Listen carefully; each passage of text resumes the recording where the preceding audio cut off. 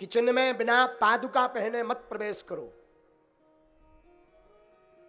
पहले होती थी रसोई घर, अब होत किचन।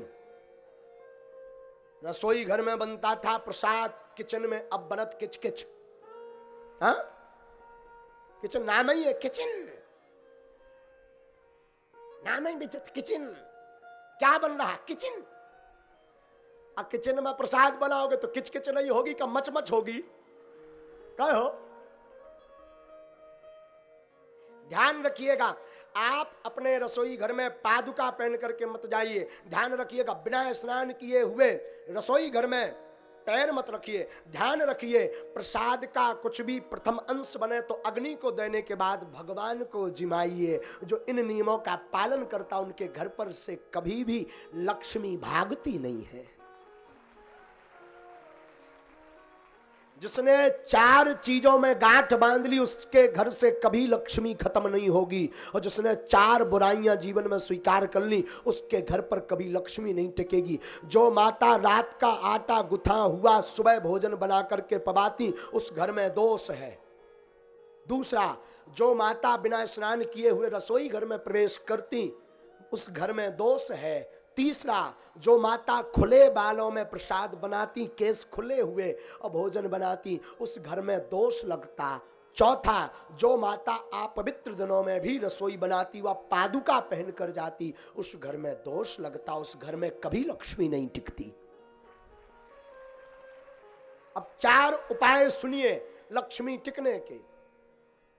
जो माता स्नान आदि निवृत्त होकर के भगवान नाम सिमरन करके रसोई घर में प्रवेश करती उस घर में लक्ष्मी टिकती। दूसरा, जो माता प्रथम ताली भगवान को और अन्नपूर्णा माता को समर्पित करती उस घर में लक्ष्मी टिकती। तीसरा, जो माता रसोई घर में बिना आवेश और अपशब्द बोले हुए मौन रह करके प्रसाद बनाती उस घर में लक्ष्मी टिकती। चौथा, जो माता रसोई घर में अन्नपूर्णा माता को स्थान देती उस घर में लक्ष्मी और अन्नपूर्णा टिकती।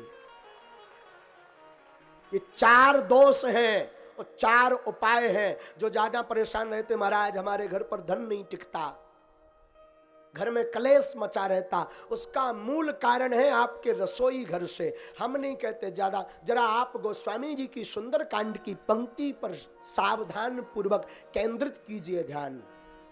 जहां सुमति तहां संपत्ति नाना, जहां कुमति तहां विपत्ति निधान। जहाँ सुमति तहाँ संपत्ति नाना, जहाँ कुमति तहाँ विपत्ति निधाना। जहाँ सुमति तहाँ संपत्ति नाना,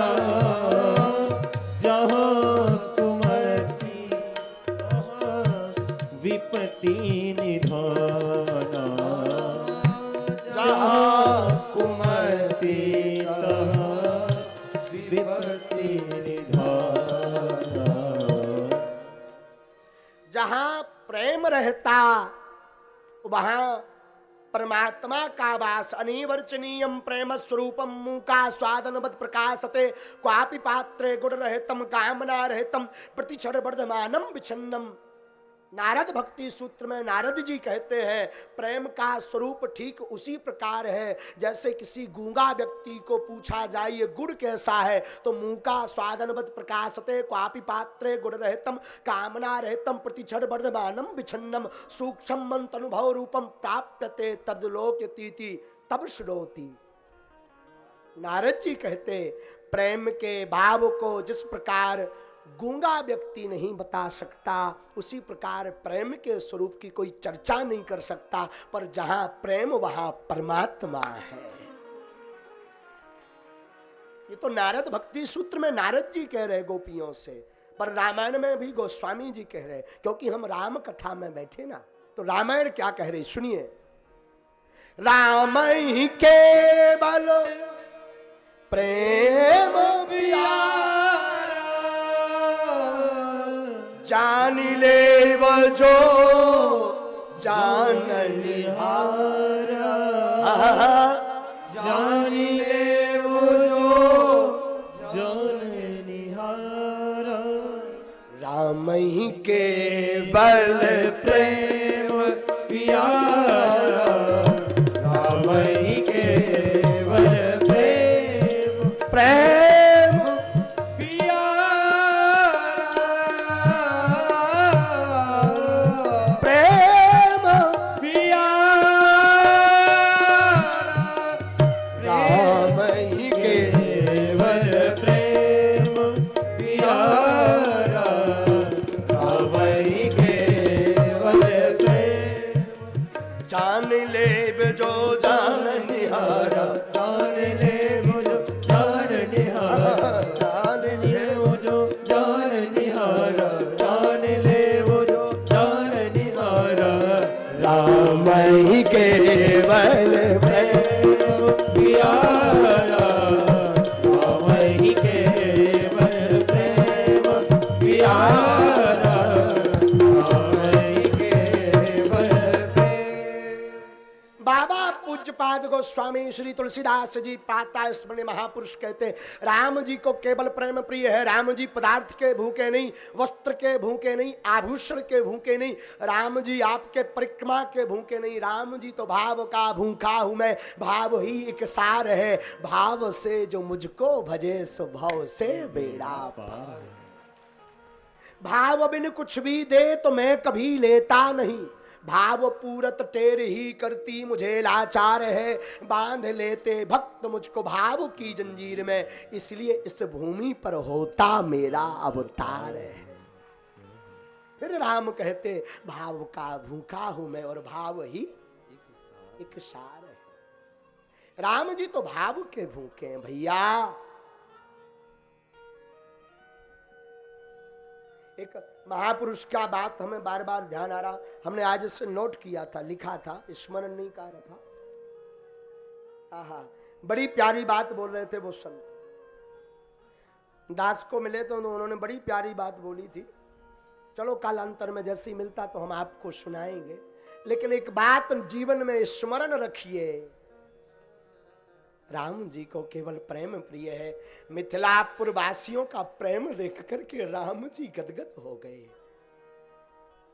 धन्य है जनकपुर वासियों का प्रेम, राम अयोध्या से खिंचे मिथिला चले गए।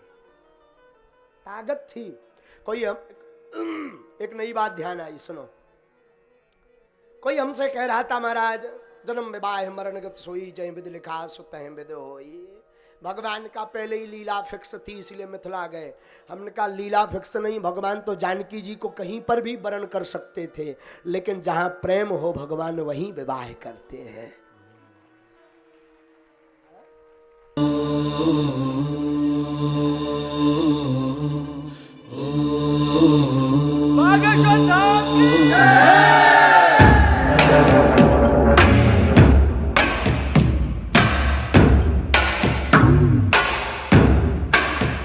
श्री राम के दुलारे मांजनी के प्यारे, श्री राम के दुलारे मांजनी के प्यारे, हरते हैं रोग बाधा श्री हनुमान रे। घर पे जो भी आवे ना खाली हाथ जावे, है गूंजता गगन में गुणगान रे। शिव के अवतारी दुनिया जाए बलहारी, महिमा निराली ऊंचा नाम।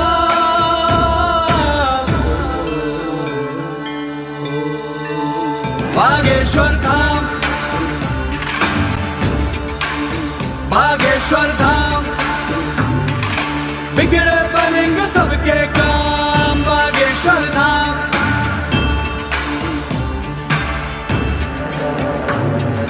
जय हनुमंते विघ्न विनाशक पवन पुत्र श्री राम उपासक दुर्गम कारज सुगम बनाते तीरथ देव मनुज सब गाते। जय हनुमंते विघ्न विनाशक पवन पुत्र श्री राम उपासक दुर्गम कारज सुगम बनाते तीरथ देव मनुज सब गाते।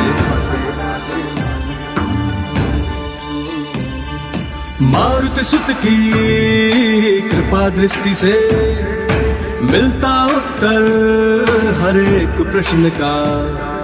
मारुति सुत की कृपा दृष्टि से मिलता उत्तर हर एक प्रश्न का। कैसी चिंता वरद हस्त है सद्गुरु योगी धीरेन्द्र कृष्ण का। सुनते पवन पुत्र हर विनती उपकारों की क्या है गिनती पूरे करते भक्तों के है अरमान रे। सुनते पवन पुत्र हर विनती उपकारों की क्या है गिनती पूरे करते भक्तों के है अरमान रे। भक्ति धर्म अनुगामी बुद्धि बन के है स्वामी मन में समाए प्रभु राम।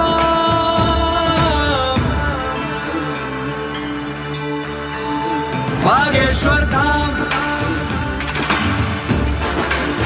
बागेश्वर धाम बिगड़े बनेंगे सबके काम। बागेश्वर धाम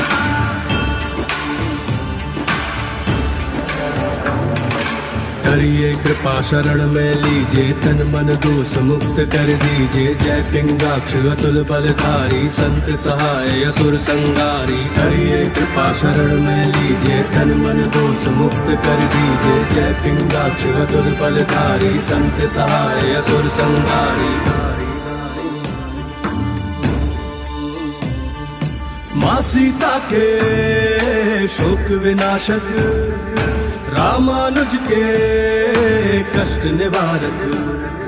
माँ सीता के शोक विनाशक रामानुज के कष्ट निवारक। है अविनाशी परम प्रतापी तुम हो भक्तों के उद्धारक।